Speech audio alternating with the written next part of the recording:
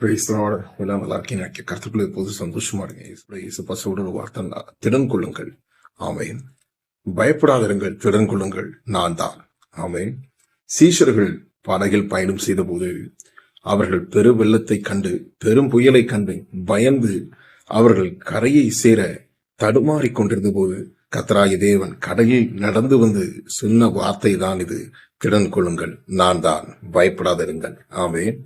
இன்னைக்கு ஆண்டவர் உங்களை பார்த்து சொல்லுகிறார், உங்கள் வாழ்க்கையில் அநேக புயல்கள், அநேக துன்பங்கள், அநேக பிரச்சனைகள் இருந்தாலும் ஆண்டவர் அந்த பிரச்சனை மத்தியில் நடந்து சொல்கிறார், திடன் கொள்ளுங்கள், நான் தான், பயப்படாதிருங்கள். ஆமென்.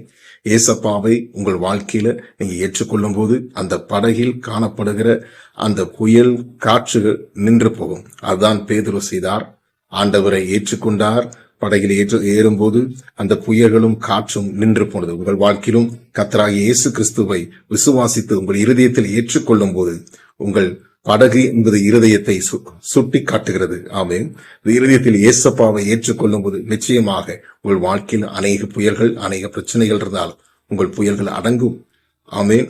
உங்கள் பிரச்சனைகள் அடங்கும். காந்திமதி ஆண்டவர் உங்களுக்கு சொல்லுகிறார், உங்கள் பிரச்சனை அடங்கி போகும். ஆமென். இந்த வார்த்தை நமக்கு கர்த்தர் உங்களை ஆசீர்வதிப்பார். God bless you.